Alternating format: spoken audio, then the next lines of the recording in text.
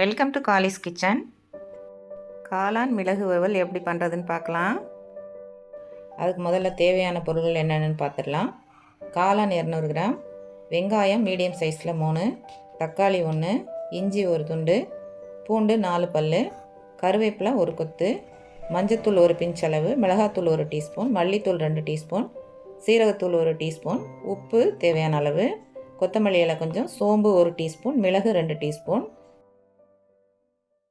வறுவல் செய்கிறதுக்கு stove on பண்ணி கடாயை வச்சு 2 ஸ்பூன் எண்ணெய் விட்டுக்கலாம். எண்ணெய் சூடானதும் வெங்காயத்தை நல்லா பொடியாக கட் பண்ணி வச்சுருக்கேன்.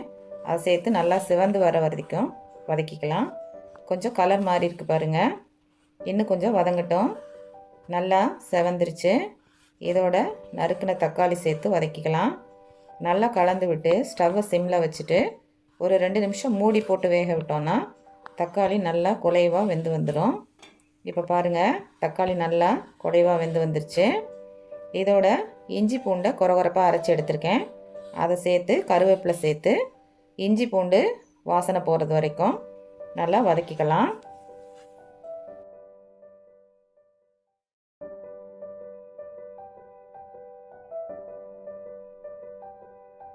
இஞ்சி பூண்டு பச்சை வாசனை போனதும் நம்ம எடுத்து வச்சுருக்கிற மஞ்சத்தூள், மிளகாத்தூள், மல்லித்தூள், சீரகத்தூள் எல்லாத்தையும் சேர்த்து கலந்து விட்டுக்கலாம். இந்த மசாலா எண்ணெயில் நல்லா வதங்கி வரட்டும்.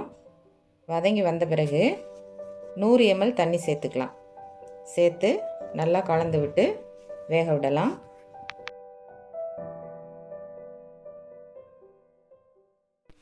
இப்போ பாருங்கள், இந்த அளவுக்கு மசாலா வெந்து எண்ணெய் பிரிஞ்சு வந்ததும் கழுவி கட் பண்ணி வச்சுருக்கிற காளானை சேர்த்து தேவையான அளவு உப்பு சேர்த்து கலந்து விட்டு ஒரு 3 நிமிஷம் மூடி போட்டு காளானை வேக விட்டுக்கலாம்.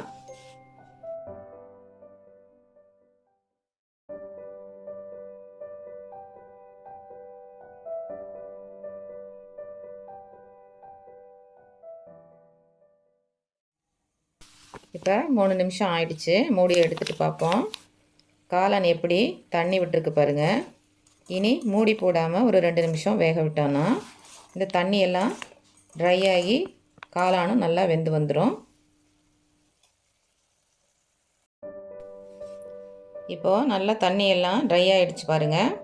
இதோட பவுடர் பண்ணி வச்சுருக்கிற மிளகு சோம்பு சேர்த்து கொஞ்சம் கட் பண்ணி வச்சுருக்கிற மல்லி இலையை தூவி லைட்டாக பெரட்டி விட்டு இறக்கணுன்னா நல்ல காரசாரமான காளான் மிளகு வறுவல் ரெடி ஆகிடுங்க. நீங்களும் செஞ்சு சாப்பிட்டு பாருங்கள். எப்படி இருந்துச்சுன்னு கமெண்ட்டில் சொல்லுங்கள். வீடியோ பிடிச்சிருந்தால் லைக் பண்ணுங்கள், ஷேர் பண்ணுங்கள். சேனலை சப்ஸ்கிரைப் பண்ணி ஆளுங்கிற பட்டனை அழுத்தி விட்டுருங்க. நன்றி, வணக்கம்.